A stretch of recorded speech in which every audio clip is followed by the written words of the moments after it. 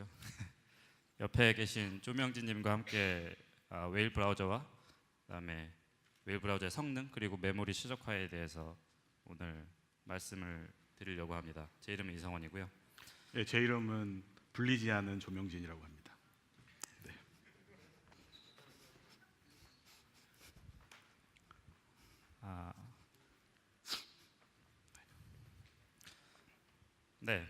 네, 일단 브라우저의 성능 그리고 메모리는 참 막연한 주제인 것 같습니다.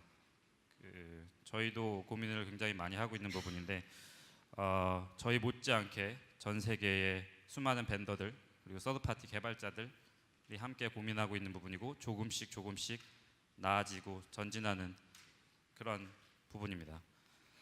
그래서 저희의 가장 큰 고민은 이렇게 많은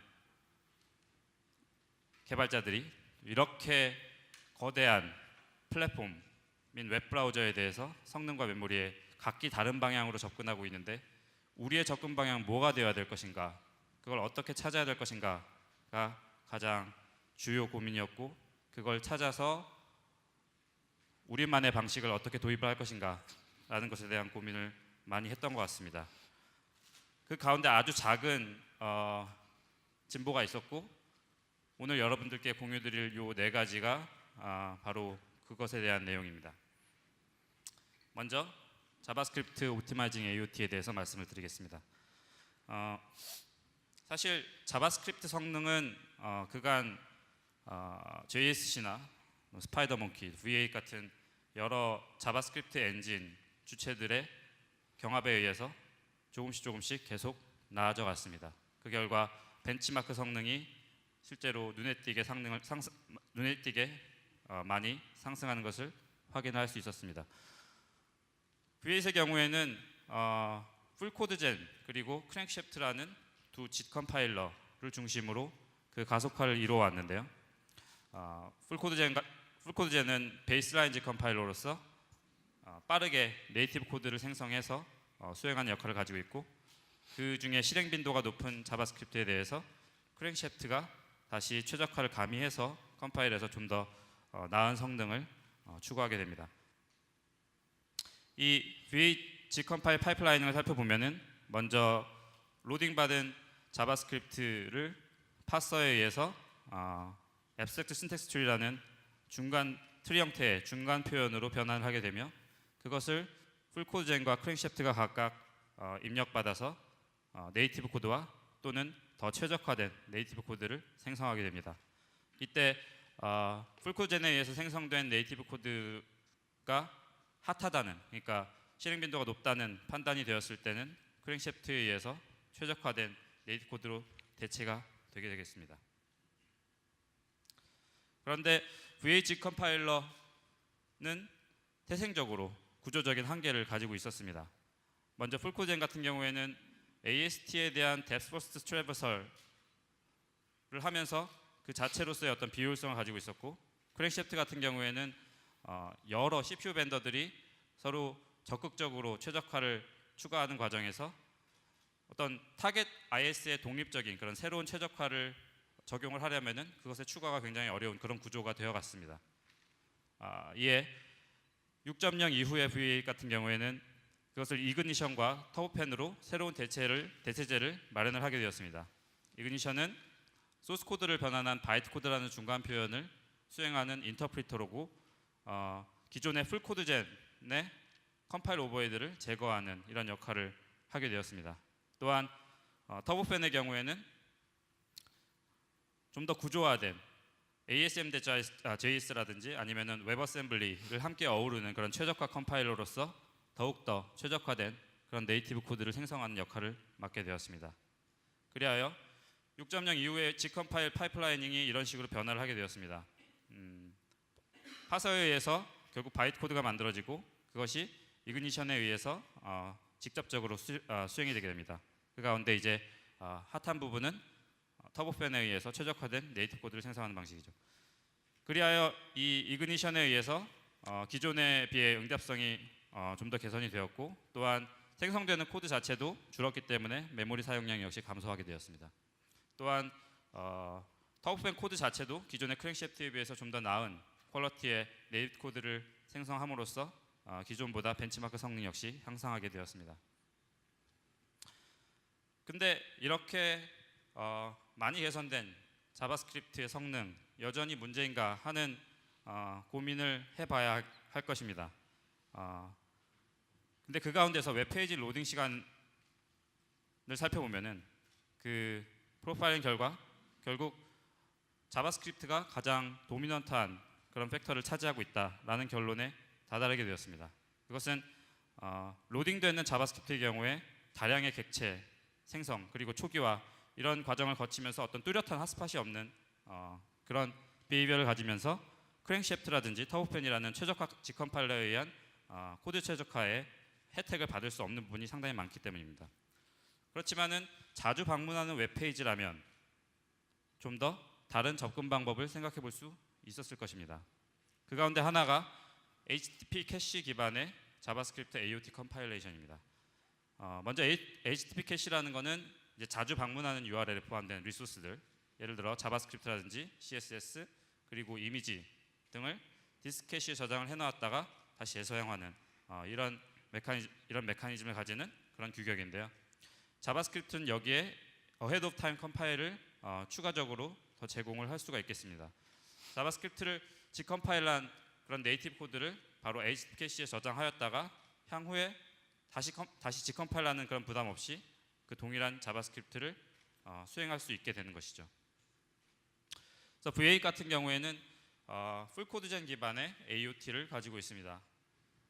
풀코드젠으로 먼저 네이티브 코드를 생성을 하는데 이 네이티브 코드는 네이티브 코드가 가지는 어드레스를 재배치할 수 있는 릴로케이션 정보를 가진 어노테이션이 들어간 네이티브 코드가 되겠습니다. 이를 시리얼라이저를 통해서 스냅샷으로 변경을 하고 그것이 디스크 캐시에 저장이 되게 됩니다. 향후에 동일한 웹페이지를 재방문하였을 때 바로 이 자바스크립트에 대해서 HTTP 캐시 히트가 발생을 하며 이 경우에는 네트워크를 거치지 않고 서버로부터 자바스크립트를 다운로드 받는 것이 아니라 디스크 캐시로부터 저장된 스냅샷을 받아오게 됩니다. 그것을 디시리얼라이저에 의해서 기존의 네이티브 코드로 복원함으로써 컴파일 과정 없는 그런 수행이 이루어지게 됩니다. 그렇다면 이 캐시된 자바스크립트를 더 빠르게 할 수 있는 방법은 무엇인가? 자연스럽게 저희는 최적화 컴파일러인 크랭크래프트를 AOT 컴파일러로서 사용하는 것을 생각을 해볼 수밖에 없었습니다. 그렇게 함으로써 이제 풀코드젠에 포함되지 않은 다양한 컴파일러 코드 최적화들, 예를 들면 룹에 대한 최적화라든지 아니면은 효율적인 코드 배치를 통한 최적화 그리고 번복된 연산을 제거하는 이런 기법들이 성능에 긍정적인 영향을 줄 수 있었을 것입니다. 그래서 이 AOT 컴파일 시에 당연히 이러한 최적화를 적용하는 비용들이 최초로 1회에 발생을 하게 되지만은 그 이후에 로딩 시간에 실행되는 그런 캐시된 자바스크립트의 경우에는 더 이상 최적화 비용 없이 가속화하는 것이 가능해집니다. 그래서 웨일의 V8 그리고 AOT 파이프라이닝이 형성이 되게 되었습니다. 저희는 크랭크래프트를 여기에 추가를 하여서 크랭크래프트로부터 나온 최적화된 네이티브 코드가 시리얼라이즈를 통해서 스냅샷 형태로 디스크 캐시에 저장이 될 수 있도록 그리고 다시 디스크 캐시로부터 최적화된 네이티브 코드를 복원할 수 있도록 하는 것을 구현하게 되었습니다. 그렇지만 이 크랭크래프트를 AOT 컴파일러로서 사용을 하려면은 주어진 제한 조건들을 해결해야 될 부분들이 있었습니다. 먼저 크랭크래프트로 재활용이 가능한 그런 뉴트럴한 네이티브 코드를 생성을 했어야 했습니다. 그것은 크랭크래프트 자체가 원래 풀코드젠에 의해서 생성된 네이티브 코드가 수행 중에 확보한 그런 어떤 런타임 프로파일링을 바탕으로 타입에 대한 최적화를 추가해가지고 최적화된 코드를 뽑는데 이 경우에는 그 다음번 실행에서 동일한 그 프로파일링 결과를 보장할 수가 없겠죠. 그래서 이 부분에 대한 제외가 필요하였으며 또한 실행 환경의 종속적인 그러니까 V8 컨텍스트와 같은 어떤 종속적인 정보들은 제거하는 부분이 또 필요했습니다. 또한 크랭크래프트로 생성된 네이티브 코드가 수행하다가 어떤 오류가 발생했을 때 다시 풀코젠의 네이티브 코드로 안전하게 복귀할 수 있도록 하는 그런 어떤 디옵티마이제이션도 지원을 했어야 했고요. 또한 컴파일 과정 또는 시리얼라이징 과정 또는 디시리얼라이징 과정에서 발생하는 다양한 페일러에 대해서 기존의 풀코드젠으로 롤백하는 그런 대처 방안이 또 마련이 되어야 했었습니다. 그래서 이렇게 완성된 웨일의 VHit AOT 파이프라이닝은 결국 크랭크래프트로부터 뉴트럴한 네이티브 코드를 뽑아내고 그것을 시리얼라이저에 의해서 저장을 하되 만약에 컴파일 과정 또는 시리얼라이제이션, 디시리얼라이제이션에서 발생하는 어떤 AOT에 대한 페일러에 대해서 풀코젠으로 롤백을 할 수 있는 이런 기능들, 그리고 최적화된 네이티브 코드를 수행 중에 발생하는 어떤 오류에 대해서 기존의 네이티브 코드로 복원할 수 있도록 하는 그런 디옵티마이제이션 등이 추가되게 되었습니다. 그래서 개발 중 가장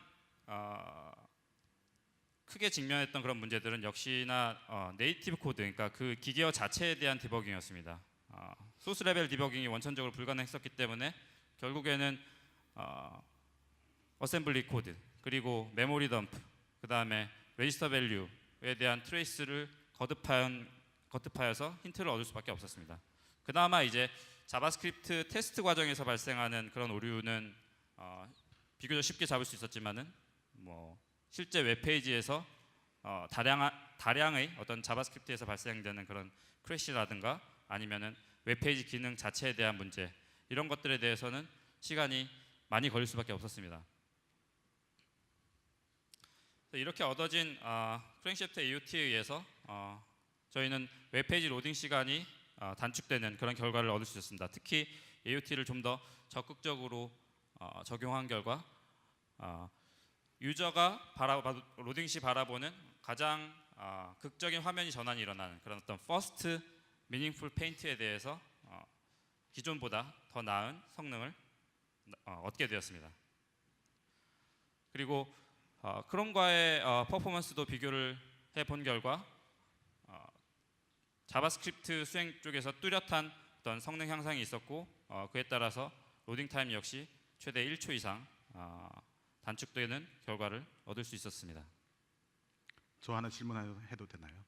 네. 네. 아까 그 AOT 페일리어를 대비해서 네. 코드를 이중으로 기록을 하고 있잖아요. 기록을 네. 하고 있잖아요. 네. 그러면 어느 정도 오버헤드가 되는 건가요? 물론 최적화된 코드 자체를 같이 저장을 함으로써 늘어나는 메모리 오버헤드가 있습니다. 근데 측정 결과 그건 이제 수 K 정도에 불과했고, 또한 그것 자체로서 그것 자체가 이제 자바스크립트에 이제 VH에 의해서 관리되는 자바스크립트 객체이기 때문에 GC에 의해서 메모리 관리는 자동적으로 이루어지는 그렇기 때문에 크게 메모리 쪽의 오버헤드로서 염려할 부분은 아니다라는 결론을 얻을 수 있었습니다. 네. 그 다음에 브라우저의 또 다른 성능 지표 중 하나가 이제 시동 성능. 그러니까 브라우저를 처음 시작을 할 때 과연 창이 얼마 만에 뜰 것인가라는 거에 대한 고민이었는데요. 브라우저에게 시동 시간이라는 거는 사용자 입장에서는 바로 반응하지 않으면은 이 브라우저 느리네라고 평가를 할 수밖에 없는 부분이었습니다.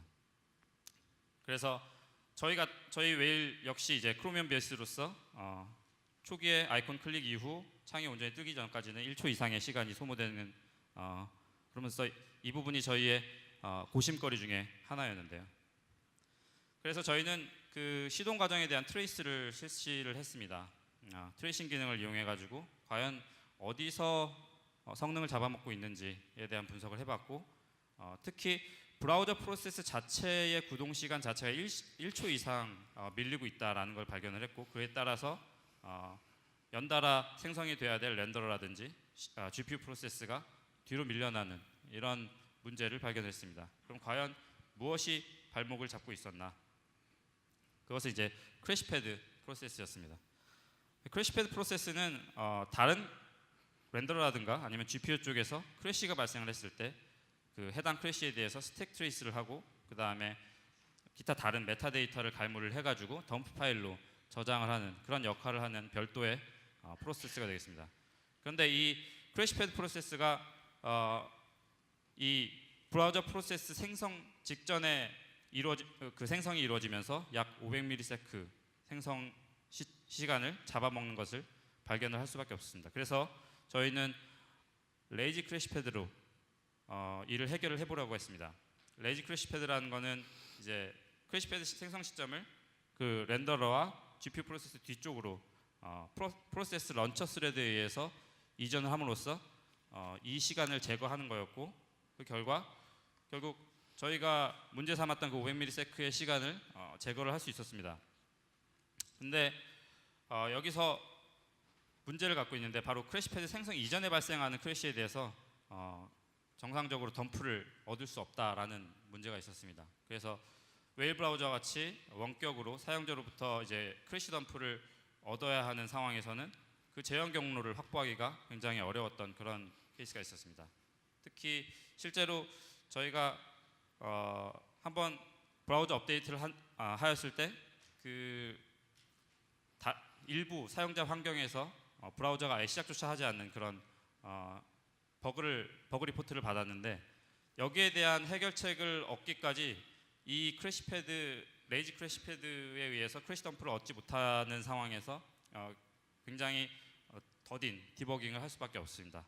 그래서 그 과정에서 아마도 명진님이 1차 용의자로서 굉장히 억울한 그런 지적을 당하셨던 것 같았는데 기억하시나요 혹시? 네. 사실 여기 큰 반전이 있죠. 어떤 거였죠? 이거요. 네. 이게 사실은 저희 사내 백신이 문제였는데, 이렇게 1초 이상 걸리는 이유가 사내 백신이 저희 프로세스를 인보크할 때 검사를 하는 게 문제였습니다. 그게 이유가 뭐냐면, 크래시패드가 처음에 이제 그 다른 프로세스의 콜 스택을 갖다가 추적을 해야 되기 때문에 다른 프로세스의 메모리 상황을 엿보고 있거든요. 이게 이제 백신 입장에서는 이게 좀 약간 그 해키한 행동이다라고 생각을 해가지고, 저희 이제 백신이 열심히 프로세스가 생성이 되면 이제 검사를 하는 문제가 있었고요. 그래서 제가 이 크래시패드를 아예 독립적인 프로세스로 떼내는 거를 해봤는데, 그랬더니 이제 비슷하게 이제 문제는 이 늦게, 그러니까 레이지 그 론칭하는 거는 문제는 해결할 수 있었는데, 여전히 이제 백신이 없는 클린한 상황에서 테스트를 했을 때 매우 그냥 굳이 구현하지 않더라도 굉장히 빠른 성능을 얻을 수 있어서 현재 추가를 할지, 그러니까 머지를 할지 고민 중에 있는 기능입니다. 네, 삽질이었습니다. 네. 그래도 삽질하느라고 굉장히 고생하신 성원님이셨고요. 저는 이제 성능에서 이어서 메모리에 대해서 이제 이야기를 드리려고 합니다. 제가 한 2년 전쯤이었는데요. 어느 날 메시지를 하나 받았는데, 그러니까 저희가 하는 브라우저 프로젝트에 메모리 쪽에 문제가 있어서 잠깐 와서 도와줄 수 있지 않겠냐라는 이제 메시지를 받았어요. 근데 여기에 제가 있다시피 지금 그 잠깐이 2년이 될 줄은 몰랐습니다. 네. 제가 2년 전에 이게 프로젝트에 들어왔을 때는 그 슬링이라는 웹킷 기반의 엔진을 사용하는 그 브라우저를 만들고 있을 때였습니다. 그때 이제 32빗 프로그램이라서 이게 최대 3기가 메모리를 쓰게 되면 이제 크래시가 발생하는 상태였습니다.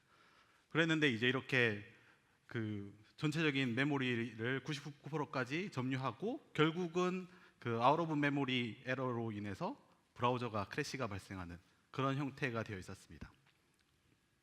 네, 그래서 저는 이제 웹브라우저 쪽도 처음이고, 그래서 어떻게든 메모리를 한번 모니터링을 해보자라고 해서 이와 같은 모니터링 툴을 개발하기로 했습니다. 네, 일단 여기 오른쪽에 그림으로 보이시듯이 그냥 특별한 건 아니고 원격으로 그 브라우저를 제어하면서 이제 페이지 전환을 하고, 그 다음에 그 특정 프로세스, 즉 렌더러 프로세스를 이제 메모리가 얼마나 사용하고 있는지 데이터를 뽑아서 그거를 이제 시각적으로 그래프로 보여주자.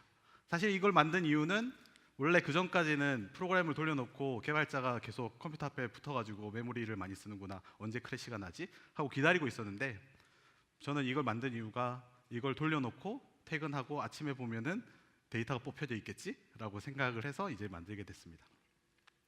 이렇게 툴을 만들어서 이렇게 돌려봤더니 실제 이제 저희가 뭐 한 뭐 10여 개의 사이트로 이렇게 테스트를 했는데 보시다시피 메모리가 원래는 이렇게 그 정체가 돼서 더 이상 증가하면 안 되는데 계속해서 이렇게 상승하는 것을 볼 수 있었습니다. 그래서 메모리에 문제가 있구나, 뭐 릭이 있는 건가? 라고 이제 생각을 하게 된 거죠. 그래서 계속 왜 메모리가 증가하는지를 저희가 알아보기 위해서 하나씩 그 요인들을 제거해 보기 시작했습니다. 그래서 첫 번째로 이제 가장 쉬운 접근이 캐시를 많이 써서 메모리를 계속 쌓고 있는 건 아닌가라고 생각을 했던 거죠. 그래서 캐시를 모두 다 꺼봤습니다. 메모리 기반의 캐시들을 모두 다 꺼서 이제 메모리가 증가하는지를 본 거죠. 그랬더니 메모리가 계속 증가를 하고 있었습니다. 그래서 캐시는 아니구나. 그 다음에 이제 한 것이 웹킷에는 이제 메모리 프레셔라는 기능이 있는데 특정 레벨이 올라가면은 메모리를 이제 그 프레셔를 가해서 메모리, 그러니까 예를 들면 그 GC나 이런 것들을 통해 가지고 메모리를 회수하는 기능입니다. 그래서 메모리 캐시도 지우고 그 다음에 디코딩된 이미지 같은 걸 메모리 들고 있었는데 그것도 지우고 GC도 가하고 하는 이런 기능이 있는데 이 기능이 제대로 동작하지 않는지를 확인을 해봤습니다. 그랬더니 매번 그 풀 GC 같은 걸 수행을 했을 때 약 200메가 정도로 메모리가 계속 회수가 되고 있는 것을 확인을 했습니다. 그래서 메모리 프레셔는 큰 문제가 없는 것 같다라고 일단은 생각을 했고요. 그 다음으로 이제 그러면 이 프레셔가 동작하는 이 GC가 혹시나 메모리를 모두 회수하지 못하는 건 아닌가라고 생각을 해가지고 이게 그 가비지 컬렉터에 대한 그걸 측정을 해봤는데, 그러니까 가비지 컬렉터를 안 돌게 하기 위해서 결국은 이제 그 자바스크립트 엔진을 끄고, 그러니까 HTML 문서만 있는 순수한 HTML 문서만 있는 페이지를 대상으로 테스트를 했습니다. 그런 경우에도 이제 메모리가 증가하는 것을 확인을 해서 이제 고민에 빠진 거죠. 어디가 문제인지를 이제 진짜 찾아야 되는 상황이 됐습니다. 그래서 저는 이맘때쯤에 이제 탐정놀이를 시작합니다. 네. 여기 그 브라우저는 크게 이렇게 세 가지로 나눌 수 있는데요. 이제 웹코어가 있고, 그 다음에 자바스크립트 코어가 있고, 그 다음에 나머지 서드 파트 라이브러리들이 있는데 이제 이 각각 부분을 세 부분으로 나눠서 이제 담당자들을 쪼기 시작했습니다. 네. 그래서 이때 이제 굉장히 많은 분들이 자기가 범인일까봐 엄청 고민을 하고 마음 졸여하시던 때였고, 특히 이제 여기 계신 이제 성원님께서 아마 그때 한 심장이 좀 쫄깃쫄깃하셨을 것 같아요. 네, 왜냐하면 저는 주 용의자가 그래도 자바스크립트 엔진이지 않을까라고 생각을 했거든요. 네, 어떠셨습니까? 잘 모르면은 꼭 모르는 거를 이제 범인으로 잡더라고요. 굉장히 억울했고요. 절대로 이 이슈 맡기 싫어가지고 되게 열심히 증명을 했던 게 기억납니다. 네, 이렇게 많은 분들의 도움을 얻어가지고 저희가 이제 이 세 파트의 범인이 누군지를 판단하기 위해서 이제 메모리를 측정을 해보기로 했습니다. 메모리 사용량을 측정하는데 사실 서드파티 라이브러리는 너무 많기도 하고 방대하기도 해서 얘네들에서 메모리를 전부 다 그러니까 그 사용량을 파악하기는 힘들었거든요. 그래서 어떻게 해야 되나 고민을 했는데 여기 수식이 있듯이 총 메모리를 구하고 웹코어와 자바스크립트 코어의 메모리를 구하면 나머지는 기타 등등으로 우리가 이제 쉽게 파악할 수 있어서 이렇게 세 가지로 분류를 해서 메모리를 측정을 했습니다. 그랬더니 범인은 이제 자바스크립트 코어이길 바랬는데 이제 웹코어였던 거죠. 네. 보시다시피 이제 주황색 그래프를 보면은 웹코어가 증가하는 대로 전체 메모리 사용량이 증가하는 걸 볼 수 있습니다. 그래서 저는 진짜 자바스크립트 엔진이 문제일 거라고 생각했는데 의외로 자바스크립트 엔진은 한 50메가에서 60메가 정도로 꾸준히 이렇게 평탄한 직선 모양의 그 그래프를 그려서 굉장히 성원님께 죄송하다는 말씀을 지금 전하고요. 네. 근데 이제 더 큰 문제가 생긴 게 웹코어를 해야 되는데 웹코어는 그러면 어떻게 분석을 해야 되나? 문제점이 뭔지를 알아야 되는데 뭘 분석을 해야 되나를 저희가 몰랐다는 거죠. 그래서 일단 다큐멘트가 있으면 좋겠는데 오픈소스 프로젝트다 보니까 다큐멘트가 이제 일단 많지가 않아서 저희가 전체적인 큰 그림을 그린다거나 아니면 세부적인 어떤 정보를 얻는데 많은 어려움이 있었고요. 두 번째로 이제 코드 라인을 보면은 총 300만 라인 정도 되거든요. 이거를 뭐 혼자 읽는 건 당연히 안 될 테고 많은 인력들이 많은 시간을 들여가지고 이걸 소스 코드를 분석해야 되는데 이게 현실적으로 가능한가라는 생각을 하게 됐습니다. 그래서 이제 저는 기존에 있는 메모리 그 프로파일링 기법들을 이제 통해서 이제 직접적인 게 아니라 간접적으로 메모리를 한번 측정을 해보자라고 이제 생각을 하게 됩니다. 기존에 이제 많이 사용하는 기법들이 있는데요. 그 중에서 이제 몇 가지를 추려서 말씀을 드리면, 첫 번째로 가장 많이 사용하는 게, 여러분들 메모리 릭 탐지한다라고 하면은 보통 떠올리는 게 벨그라인드라는 툴이 있죠. 네. 벨그라인드가 실제로는 이제 다이나믹 바이너리 인스트루멘테이션 프레임워크라고 불리고요. 이런 게 어떤 거냐면, 그냥 쉽게 말씀드리면 명령어를 하나하나 수행할 수 있는 버추얼 머신 같은 게 있고, 그 위에 이제 명령어나 베이직 블록 단위로 코드를 실행을 하면서 필요한 시점에서 우리가 원하는 성능을 측정할 수 있는 코드를 중간중간에 삽입하는 기법이 바로 이 프레임워크가 하는, 그러니까 DBI 프레임워크가 하는 짓입니다. 그래서 이와 유사한 게 핀이나 다이나모 리오 같은 게 있고요.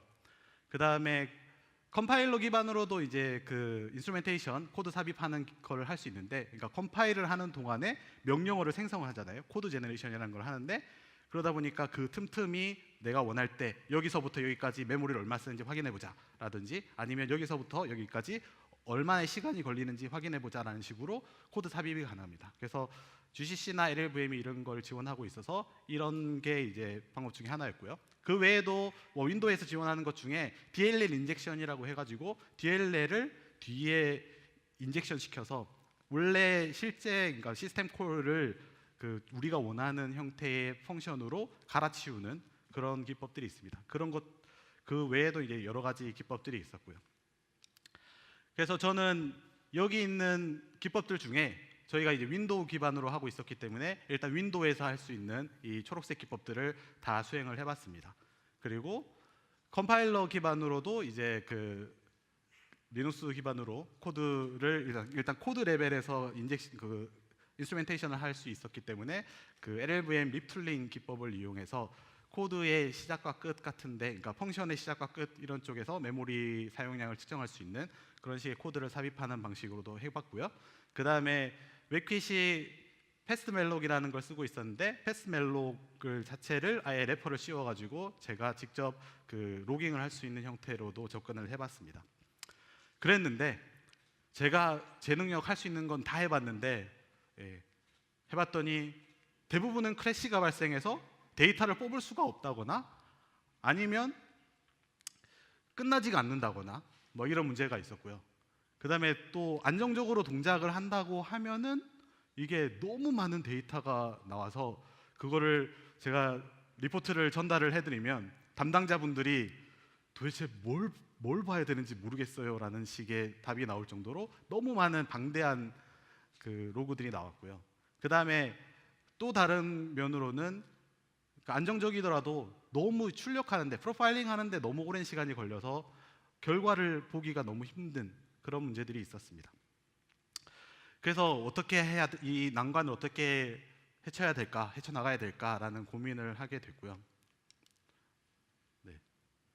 그래서 제가 접근한 거는 그 윈도우에서 제공하는 UMDH라는 기법을 바탕으로 이제 접근을 하기 시작했습니다.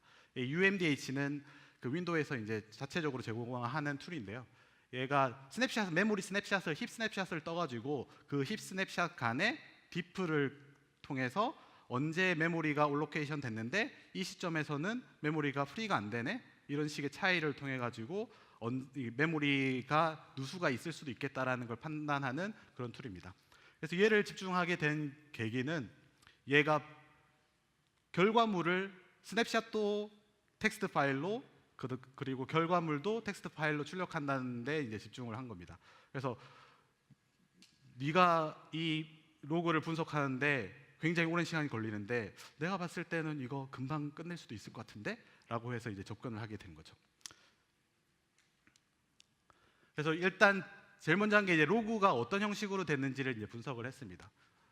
일단 이 UMDH라는 애가 동작하는 방식은 보시는 바와 같이 이제 초록색이 메모리 올로케이션이고 빨간색이 이제 풀인데, 보면은 이제 쌍이 맞지 않죠.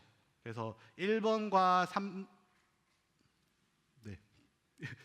1번은 뒤에 해제가 빨간색으로 해제가 되고 3번도 뒤에서 해제가 되는데 2번은 할당은 되는데 해제가 되지 않습니다. 그래서 스냅샷을 이렇게 두 개를 찍었을 때 2번이 릭일 수 있는 가능성이 있게 되는 겁니다. 그래서 이런 식으로 탐지하는 기법이 이제 UMDH인데요. 그래서 로그에 보면은 어떤 모듈이 그 로딩이 돼 있고 걔네들의 심볼은 어디에 있고 그 다음에 특정 어드레스에서 어떤 메모리가 얼마만큼 그 할당이 됐는지 혹은 프리가 됐는지 이런 정보들이 텍스트로 기록이 되어 있습니다. 그래서 이 텍스트들을 잘 보니까 할만하다라고 생각을 한 거죠. 그래서 결과물은 이제 제일 밑에 있듯이 특정 콜스택에서 몇 번 호출됐고 그 다음에 그 몇 번이나 메모리가 몇 바이트가 할당됐는지 이런 정보들을 확인할 수 있었습니다. 그래서 이걸 좀 더 빠르게 해보자라고 해서 제일 먼저 간단하게 생각을 했죠. 네, 일단 파일이 두 개다. 파일이 두 개니까 파싱을 순차적으로 하지 말고 패러럴하게 해보자라고 해서 병렬 처리를 하게 됩니다. 그래서 두 개를 파싱을 패러럴하게 했고요. 그 다음에 수행한 거는 이제 유효한 데이터, 실제로 유효한 데이터만 이제 뽑아내는 거를 한 거죠. 그러니까 굉장히 많은 로그들이 있는데 첫 번째 스냅샷에서 할당을 100메가를 할당을 했는데, 그러니까 특정 어드레스에서 두 번째 스냅샷에서 100메가를 해제해 버리면 결국은 이거는 그러니까 할당도 잘했고 해제도 잘했으니까 릭이 아닌 거죠. 그래서 이런 것들을 다 제외한 순수하게 릭일 것 같은 애들만 이제 그러니까 릭의 캔디데이트가 되는 것들만 추출을 합니다. 그런 다음에 이제 그 심볼을 찾게 되는데요. 심볼은 그 로드된 그 DLL 정보를 통해 가지고 특정 그 PC 어드레스 값을 통해서 얘가 원래는 뭐 숫자로 되어 있는 PC 어드레스가 결국 거기를 들어가서 이 주소에는 보니까 to1이라는 함수 이름이더라 라는 식으로 그 심볼 값을 얻을 수 있게 됩니다. 그리고 마지막으로 이제 그 최종 결과를 콜스택을 쭉 출력하게 됐고요. 이런 과정이 있었는데 제가 처음에 이걸 만들었을 때 MS가 만든 툴인데 왜 이렇게 느리지? 나도 이거 빠르게 만들 수 있을 것 같은데 라는 생각으로 일단 처음에 접근을 한 거였는데요. 제가 1차적으로 만들었을 때 보니까 전혀 성능 향상이 없더라고요. 똑같은, 그러니까 비슷한 성능으로 나타나는 걸 확인하고 도대체 그게 문제가 뭘까라고 봤더니 심볼 탐색하는데 너무 많은 시간이 소요되는 것을 알게 됐습니다. 네, 그래서 문제점을 보니까 그러니까 PDB 파일에, 그러니까 윈도우에는 PDB 파일이라는 게 있는데 그 PDB 파일에 심볼들이 정보가 기록되어 있는데 그 파일을 로드해가지고 거기서 PC 값으로 탐색하는데 너무 많은 그러니까 로딩 오버헤드가 들더라는 거죠. 그래서 한 번 들어가서, 그러니까 기존에는 뭐 PC 어드레스 보고 뭐 A.pdb 들어갔다가 심볼 찾고 나와서 또 B.pdb의 걸 찾다가 다음에 또 이건 A.pdb에 있네라고 해서 다시 A.pdb 가서 심볼 찾는 형식이었다면 한 번만 들어가야 된다고 이제 생각을 해서 그 파일 기반으로, 그러니까 PDB 파일 기준으로 어드레스를 소팅을 해가지고 순차적으로 한 번에 파일 안에 들어가서 한 번에 쭉 찾기 시작한 거죠. 그걸 했더니 아주 그 만족할 만한 성능이 나타나는 걸 확인할 수 있었습니다. 그래서 제가 테스트를 위해서 이 워크로드를 갖다 한 4개 정도를 잡아봤는데요. 그래서 뭐 릭 테스트라는 거는 여러분들이 생각하시기에 그냥 간단하게 C 프로그램으로 올로케이션 해놓고 프리 안 한 프로그램입니다. 예, 그런 거고요. 그다음 PDF 뷰어는 여러분들이 잘 아시는 그 어도비 리더 그게였고, 그다음에 우리 브라우저를 이렇게 좀 짧게 스냅샷을 뜬 거와 길게 스냅샷을 뜬 거 두 가지로 나눠서 총 4가지를 했습니다. 보통 이제 분석 시간은 스냅샷의 크기에 비례하고 뭐 정확하게 더 말씀드리면은 순수한 트레이스의 수에 비례하게 되어 있습니다. 그래서 결과를 측정을 해봤더니 왼쪽이 MS에서 제공하는 툴이고 오른쪽이 이제 저희가 이제 만든 툴인데 보시면은 수초 걸리던 7초나 6초 정도 걸리던 그 분석이 거의 이제 뭐 수십 미리세컨드 수준으로 끝나게 되고요. 그 다음에 브라우저 같은 경우에는 뭐 700초 이상 혹은 심하게는 3시간 이상, 4시간 이상 걸리는 이런 데이터 분석 시간이 걸리던 애들도 뭐 17초, 뭐 3초 이 정도 선에서 분석이 끝나는 것을 확인할 수 있었습니다. 네. 질문이 있는데요. 네. PDF 뷰어가 릭 테스트에 비해서 워크로드가 훨씬 더 컸던 걸로 기억하는데 오히려 성능이 더 잘 나온 이유가 뭐죠? 그러니까 PDF 뷰어는 이게 상용 프로그램이다 보니까 그 심볼 정보가 완전하게 있지 않습니다. 그러니까 릭 테스트는 제가 작성한 거고 웹 브라우저 같은 경우에는 저희가 다 심볼을 갖고 있는 저희 코드니까 다 가지고 있었는데 PDF 뷰어 같은 경우에는 상용 프롬이다 보니까 심볼이 그 제공되는 게 있고 안 되는 게 있어가지고 그 심볼 탐색에 실패하는 경우가 많았습니다. 그러다 보니까 원래 절대적으로 여기 오른쪽에 보시면 4가지 부분에 대해서 시간 분포를 이렇게 써놨는데 보시면은 클수록 심볼 탐색 시간이 굉장히 큰데 심볼 탐색 시간이 그러니까 실패를 통해서 탐색을 안 하게 되면서 굉장히 짧아짐으로 인해서 오히려 더 성능이 빨라지게 된 것처럼 보이는 그런 현상이 있었습니다. 그래서 이거를 이전과 이후로 성능 비교를 해보니까 뭐 적게는 100배에서 많게는 뭐 6, 700배 나오더라라는 건데 사실 우리의 목적이 이 툴을 빨리 만드는 게 목적이 아니잖아요. 우리의 목표는 릭을 없애는 거니까. 그래서 여기에서 자만하지 않고 빨리 이제 그 툴은 준비됐으니까 그러면 메모리 릭을 잡자라고 생각을 했습니다. 그래서 메모리 기존에 잠깐 보여드린 메모리 모니터링 툴에다가 이 기능을 삽입을 해가지고 자동으로 스냅샷을 웹페이지 이동 때마다 스냅샷을 뜰 수 있게끔 했고요. 그 다음에 자동으로 분석을 할 수 있게 했습니다. 그래서 이렇게 그 결과물을 봤더니 특정 사이트에서 메모리가 계속 더 많이 다른 사이트에 비해서 훨씬 더 많이 증가한다는 것을 확인을 할 수 있었던 거죠. 그래서 이 사이트가 문제구나라고 먼저 판단했고요. 그러면 이제 그 사이트에서 어떤 게 문제인지를 보기 위해서 이제 로그를 보니까 콜스택들이 SVG라는 애가 계속 나타나는 거예요. 상위권 콜스택 중에 계속 SVG라는 애들이 나타나기 시작했습니다. 그래서 SVG가 문제인가 보다라고 이제 생각을 하게 됐고, 그래서 인터넷에서 좀 SVG가 굉장히 큰 파일, 그러니까 큰 용량의 파일들을 좀 찾아가지고 테스트를 해보기 시작했습니다. 그냥 SVG만 놓고 이렇게 테스트를 해봤는데 앞에 좀 안정적으로 가는 거는 릭이 없는 SVG 파일이었고요. 그 다음에 중간에 제가 이 밑에 있는 이 리키한 이미지를 갖다가 딱 올리는 순간 메모리가 끊임없이 이제 올라가는 증상을 확인했습니다. 그래서 이 형태의 SVG 이미지가 우리에게 릭을 갖다가 유발하고 있구나라는 것을 알게 됐고요. 그래서 이 문제를 열심히 해결을 해서 이와 같이 만들었습니다. SVG 패치를 통해 가지고 이렇게 평탄한 그래프를 그릴 수 있게끔 만들게 됐습니다.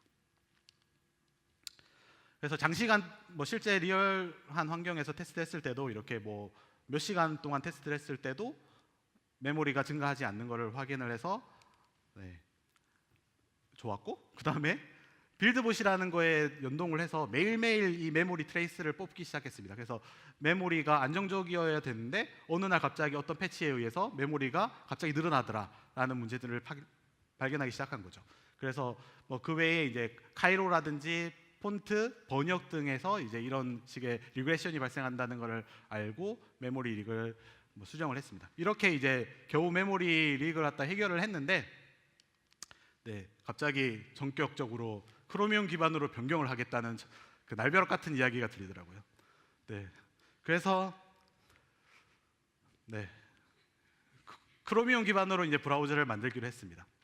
그래서 시작할 때 크롬에 대해서 좀 조사를 해봤어요. 저희 사내 분들한테 그러니까 크롬을 쓰는 분들 중에서 도대체 만족하냐 불만족하냐, 불만족한다면 어떤 면이 불만족인가라는 걸 묻게 됐습니다. 그랬더니 보시다시피 액티브엑스가 제일 많은데, 이건 액티브엑스는 MS 그러니까 인터넷 익스플로러의 기능이니까 이건 어쩔 수 없는 영역이라고 봤고요. 그 다음에 두 번째가 이제 메모리라는 거죠. 나머지 오히려 성능, 그러니까 속도나 배터리, 오류 이런 부분에 대해서는 거의 대부분의 분들이 관심이 없었습니다. 그러니까 메모리가 가장 중요하구나라고 생각을 했던 거예요. 그래서 뭘 했을까요? 또 메모리 모니터링을 했습니다. 그랬더니 크로미움도 여전히 메모리가 이렇게 꾸준히 상승하는 그래프를 보이더라는 거죠. 그래서 이제 또 저는 이제 저의 근심이 상승하듯이 이렇게 그래프가 상승하는 걸 보고 좌절을 해야 되나라고 생각을 하고 있는데, 여기 과정에서 좀 독특한, 이전에 이제 우리 웹킷 기반의 슬링과는 다르게 독특한 걸 보게 됐는데, 그게 사이트가 전환이 되면 프로세스가 바뀐다는 걸 알게 됩니다. 여기 보시면 이제 기본적으로 그 웹킷은 그 프로세스 퍼 탭이라는, 그러니까 탭 하나에 렌더러 프로세스 하나가 전담으로 딱 붙어 있어서 계속 그러니까 탭을 사용하게 되면 끊임없이 메모리가 누적이 될 수 있는, 그러니까 릭이 있다면 계속 누적이 될 수 있는데, 그러니까 결국은 탭을 닫기 전까지는 그 메모리는 사라지지 않는 거죠. 예, 그런 구조였는데 얘는 그 구조가 아니라 프로세스 퍼 사이트 인스턴스라고 해가지고 사이트 인스턴스에 이제 프로세스가 하나가 렌더러 하나가 붙는 형태가 됐습니다. 네, 이거에서 이제 보면은 이제 크로스 프로세스 내비게이션이라는 기능과 같이 엮여서 그 주소 창에다가 도메인을 쳐서 엔터를 치면은 갑자기 이전에 있던 프로세스는 내려가고 새로운 렌더러 프로세스가 깨끗한 애가 다시 딱 올라오게 되는, 혹은 북마크를 클릭한다거나 아니면 한 탭 내에서 도메인이 다른 페이지로 이동을 한다거나 이런 상황이 되면 새로운 프로세스로 갈아쳐지는 걸 알게 된 거죠. 이렇다는 거는 계속해서 그 탭을 쓰더라도 사용자의 그 패턴에 따라서 계속 누적되는 게 아니라 중간중간에 한 번씩 새로운 프로세스를 이렇게 바꿔치기가 돼서 메모리 누적된 게 사라진다는 효과가 있었던 거죠. 실제로는 얘는 이제 그 사이트 올로케이션, 그러니까 사이트 아이솔레이션이라는 이제 보안 때문에 생긴 기능인데, 그 이제 사이드 이펙트로 이런 식으로 메모리 릭을 줄여주는 그런 보안적인 요소로 동작을 하게 됩니다. 네, 그래서 기존에 이제 릭을 그러면 릭을 계속 줄여야 되나, 탐지해서 릭을 줄여야 되나, 아니면 새로운 기법을 도입을 해야 되나라는 고민을 하게 됩니다. 그래서 저희가 이제 한 게 다양한 메모리가 부족한 상황이 왔을 때 그러면 어떻게 하면 메모리를 갖다가 회수를 할 수 있을까? 결국은 메모리가 부족할 때 우리가 제가 지금 보고 있는 페이지가 크래시가 나서 탭이 내려가서 화면이 안 보이는 것보다는 안 보이는 어딘가의 메모리를 회수해서 일단 내가 보고 있는 액티브 탭이라도 잘 보이게 하자라는 생각을 하게 됩니다. 네, 크래시보다는 나으니까요. 그래서 생각을 해보니까 우리는 생각보다 많은 탭을 쓰고 있더라는 거죠. 네, 그래서 여기 탭들 중에 실제로는 제가 쓰는 건 한 두세 개밖에 안 되는데 왜 굳이 이렇게 많은 탭들을 갖다 열어놓고 있지? 그럼 이 탭들, 안 쓰는 탭들을 통해서 메모리를 회수할 수는 없을까라고 생각을 하게 됩니다. 그래서 메모리 세이버라는 거를 하게 되는데요. 메모리 세이버는 기본적으로 이제 그 주기적으로 메모리가 어떤 상황에 닥쳤을 때, 예를 들면 메모리가 부족한 상황이 됐을 때 메모리를 다른 곳에서 이제 회수해서 메모리, 가용 메모리를 늘려주는 기능인데, 이제 뭐 캐시를 갖다가 줄인다거나, 캐시를 갖다가 비워서 메모리 확보한다거나, 아니면 GC를 돌린다거나 뭐 이런 것도 포함되어 있고요. 그 다음에 그 특이한 기능은 이제 탭 디스카딩이라는 그 크로미움에서 탭에서부터 메모리를 회수하는 이 기능을 이제 사용을 해서 이걸 고도화해가지고 저희가 메모리 세이버로 추가를 하게 됩니다. 그래서 놀고 있으면 탭을 갖다가 안 쓰고 있는 그 인액티브 탭들은 내려가지고 사용자는 모르지만 내려서 그 메모리를 회수해서 현재 메모리 부족 상황을 해결하고, 그 다음에 뭐 사용자가 다시 그 탭을 선택하게 되면 릴로딩 같은 걸 통해서 데이터 복원해 주겠다라는 방식입니다. 그리고 뭐 음악을 듣고 하지만 이제 모든 탭을 내리는 건 아니고요. 왜냐하면 음악을 듣고 백그라운드에서 음악 많이 재생을 하잖아요. 유튜브 같은 걸 틀어놓는다거나. 그래서 백그라운드로 음악 재생하고 있는데 갑자기 안 쓰고 있는 탭이라고 생각하고 내리면 안 되니까 이런 식의 그 안 쓰는 탭에 대한 기준이 여러 가지가 있습니다. 그래서 중요한 뭐 결제라든지 이런 사이트라든지 아니면 뭐 미디어 탭 같은 경우에는 내리지 않는 이런 기능이 있고요. 그래서 저희가 현재는 5가지 레벨을 제공을 하고 있는데요. 최소부터 이제 강력까지 5가지 레벨이 있고, 최소는 그러니까 아웃 오브 메모리로 크래시가 나기 직전에 메모리를 회수하는 형태로 되어 있습니다. 그리고 그 강력은 수시로 이제 메모리 상황을 확인을 해가지고 10분 이상 지난 그 탭들은 강력하게 내려버리는 것 기능이고요.